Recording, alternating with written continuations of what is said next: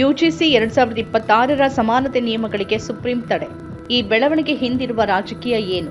ಭಾರತದ ಉನ್ನತ ಶಿಕ್ಷಣ ಸಂಸ್ಥೆಗಳಲ್ಲಿ ಜಾತಿ ತಾರತಮ್ಯವನ್ನು ತೊಡೆದು ಹಾಕುವ ಉದ್ದೇಶದಿಂದ ಹೊರತರಲಾದ ಯುಜಿಸಿ ಈಕ್ವಿಟಿ ನಿಯಮಗಳು 2026 ಈಗ ಕಾನೂನು ಸಂಘರ್ಷಕ್ಕೆ ಸಿಲುಕಿದೆ.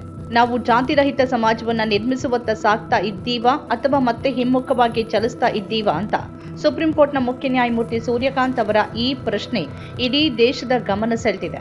ಉದಾತ್ತ ಉದ್ದೇಶದಿಂದ ರೂಪಿಸಲಾದ ನಿಯಮಗಳು ಸಮಾಜವನ್ನು ಒಡೆಯುವ ಆಯುಧಗಳಾಗಬಾರದು ಎಂಬ ನ್ಯಾಯಾಲಯದ ಕಳಕಳಿ ಈಗ ದೊಡ್ಡ ಚರ್ಚೆಗೆ ನಾಂದಿ ಹಾಡಿದೆ. ಏನಿದು ವಿವಾದ? 2012ರ ಯುಜಿಸಿ ನಿಯಮಗಳ ಬದಲಿಗೆ ಜನವರಿ 2026ರಲ್ಲಿ ಯುಜಿಸಿ ಹೊಸ ನಿಯಮಗಳನ್ನು ಜಾರಿಗೆ ತಂದಿದ್ದು, ಇದರ ಮುಖ್ಯ ಉದ್ದೇಶ ಅಂದ್ರೆ ಎಸ್ಸಿ, ಎಸ್ಟಿ ಮತ್ತು ಒಬಿಸಿ ವಿದ್ಯಾರ್ಥಿಗಳಿಗೆ ಕ್ಯಾಂಪಸ್ಗಳಲ್ಲಿ ಆಗುವ ಕಿರುಕುಳವನ್ನು ತಡೆಯೋದು. ಅಂದ್ರೆ ಈ ನಿಯಮಗಳನ್ನು ಪ್ರಶ್ನಿಸಿ ಸಲ್ಲಿಕೆಯಾದ ಅರ್ಜಿಗಳು ಈ ಕೆಳಗಿನ ಪ್ರಮುಖ ಅಂಶಗಳನ್ನು ಎತ್ತಿ ತೋರಿಸಿವೆ. ನಿಯಮ 3(1)(c) ಪ್ರಕಾರ ಜಾತಿ ತಾರತಮ್ಯ ಅಂದರೆ ಕೇವಲ ಎಸ್ಸಿ, ಎಸ್ಟಿ ಮತ್ತು ಒಬಿಸಿ ಸಮುದಾಯದವರ ಮೇಲೆ ನಡೆಯುವ ದೌರ್ಜನ್ಯ ಅಂತ ವ್ಯಾಖ್ಯಾನಿಸಲಾಗಿದೆ. ಇದು ಸಾಮಾನ್ಯ ವರ್ಗದ ಅಂದ್ರೆ ಜನರಲ್ ಕ್ಯಾಟಗರಿ ವಿದ್ಯಾರ್ಥಿಗಳಿಗೆ ರಕ್ಷಣೆ ನೀಡುವುದಿಲ್ಲ ಅನ್ನೋದು ಅರ್ಜಿದಾರರ ವಾದ. ಈ ನಿಯಮಗಳಲ್ಲಿ ಸುಳ್ಳು ದೂರುಗಳನ್ನು ನೀಡುವವರ ವಿರುದ್ಧ ಯಾವುದೇ ದಂಡ ಅಥವಾ ಕ್ರಮದ ಉಲ್ಲೇಖ ಇಲ್ಲ.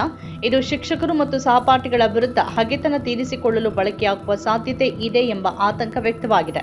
ಜಾತಿ ಆಧಾರಿತ ಪ್ರತ್ಯೇಕ ಹಾಸ್ಟೆಲ್ಗಳು ಅಥವಾ ಸಮಿತಿಗಳ ರಚನೆ ವಿದ್ಯಾರ್ಥಿಗಳ ನಡುವೆ ಐಕ್ಯತೆಯ ಬದಲು ನಮ್ಮವರು ಪರರು ಎಂಬ ಭಾವನೆಯನ್ನ ಬಿತ್ತಬಹುದು ಅನ್ನೋದು ನ್ಯಾಯಾಲಯದ ಕಳಕಳಿ. ನ್ಯಾಯಮೂರ್ತಿಗಳಾದ ಸೂರ್ಯಕಾಂತ್ ಮತ್ತು ಜೋಯ್ಮಾಲಾ ಬಾಗ್ಚಿಯವರ ಪೀಠ ಈ ನಿಯಮಗಳನ್ನು ತಡೆ ಹಿಡಿತಾ ಕೆಲವು ಮಹತ್ವದ ಅಂಶಗಳನ್ನು ಪ್ರಸ್ತಾಪಿಸಿದೆ.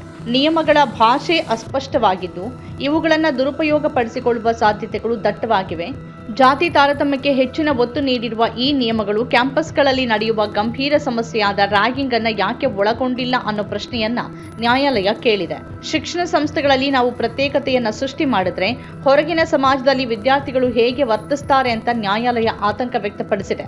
ಸದ್ಯಕ್ಕೆ 2026ರ ಹೊಸ ನಿಯಮಗಳಿಗೆ ಸುಪ್ರೀಂ ಕೋರ್ಟ್ ತಡೆ ನೀಡಿದ್ದು, ಅಲ್ಲಿಯವರೆಗೆ 2012ರ ಹಳೆ ನಿಯಮಗಳೇ ಜಾರಿಯಲ್ಲಿರುತ್ತೆ ಅಂತ ಸ್ಪಷ್ಟಪಡಿಸಿದೆ. ಈ ವಿಚಾರದಲ್ಲಿ ಕೇಂದ್ರ ಸರ್ಕಾರ ಮತ್ತು ಯುಜಿಸಿಗೆ ನೋಟಿಸ್ ನೀಡಲಾಗಿದ್ದು, ಮಾರ್ಚ್ 19ನೇ ತಾರೀಕು ಮುಂದಿನ ವಿಚಾರಣೆ ನಿಗದಿಯಾಗಿದೆ. ಅಲ್ಲದೆ ಪರಿಣಿತ ಕಾನೂನು ತಜ್ಞರು ಮತ್ತು ಸಾಮಾಜಿಕ ಮೌಲ್ಯಗಳನ್ನು ಅರಿತವರನ್ನ ಒಳಗೊಂಡ ಸಮಿತಿಯ ಮೂಲಕ ಈ ನಿಯಮಗಳನ್ನು ಪುನರ್ ಪರಿಶೀಲಿಸುವಂತೆ ನ್ಯಾಯಾಲಯ ಸಲಹೆ ನೀಡಿದೆ. ಈ ಹೊಸ ಯುಜಿಸಿ ಕಾನೂನನ್ನ ಮೇಲ್ಜಾತಿಗಳು ತೀವ್ರವಾಗಿ ವಿರೋಧಿಸಿದ್ವು. ಇದು ಬ್ರಾಹ್ಮಣರನ್ನ ಟಾರ್ಗೆಟ್ ಮಾಡೋಕೆ ದುರುಪಯೋಗ ಆಗಲಿದೆ ಅಂತ ಆರೋಪ ಕೇಳಿ ಬಂದಿತ್ತು. ಬಿಜೆಪಿ ಬೆಂಬಲಿಗ ಮೇಲ್ಜಾತಿಗಳ ಸಂಘಟನೆಗಳು ಈ ಹೊಸ ಕಾನೂನಿಗೆ ತೀವ್ರ ವಿರೋಧ ವ್ಯಕ್ತಪಡಿಸಿದ್ವು. ಈಗ ಸುಪ್ರೀಂ ಕೋರ್ಟ್ನಲ್ಲೂ ಈ ಕಾನೂನಿಗೆ ತಡೆ ಬಿದ್ದಿದೆ. ಆದರೆ ತಡೆ ನೀಡುವಾಗ ಸುಪ್ರೀಂ ಕೋರ್ಟ್ ಮಾಡಿರುವ ಕೆಲವು ಉಲ್ಲೇಖಗಳ ಬಗ್ಗೆ ತೀವ್ರ ಆಕ್ಷೇಪಗಳು ಕೇಳಿಬಂದಿವೆ.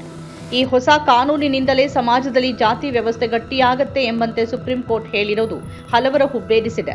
ಜಾತಿ ವ್ಯವಸ್ಥೆ ಇಷ್ಟೊಂದು ದೊಡ್ಡ ರೀತಿಯಲ್ಲಿ ಎಲ್ಲೆಡೆ ರಾರಾಜಿಸ್ತಾ ಇರುವಾಗ ಸುಪ್ರೀಂ ಕೋರ್ಟ್ ಈ ಹೊಸ ಕಾನೂನಿನಿಂದ ಜಾತಿ ವ್ಯವಸ್ಥೆ ಗಟ್ಟಿಯಾಗಲಿದೆ ಎಂಬ ಧಾಟಿಯಲ್ಲಿ ಮಾತನಾಡಿರೋದು ಆಶ್ಚರ್ಯ ಮೂಡಿಸಿದೆ. ನಮ್ಮ ಕಾರ್ಯಕ್ರಮಗಳನ್ನು ನೀವು ನೋಡ್ತಾ ಇದ್ದರೆ ನಮ್ಮ ಚಾನೆಲ್ ಅನ್ನು ಸಬ್ಸ್ಕ್ರೈಬ್ ಮಾಡಿ, ಪಕ್ಕದ ಬೆಲ್ ಐಕಾನ್ ಒತ್ತಿ ನಮ್ಮನ್ನು ಬೆಂಬಲಿಸಿ.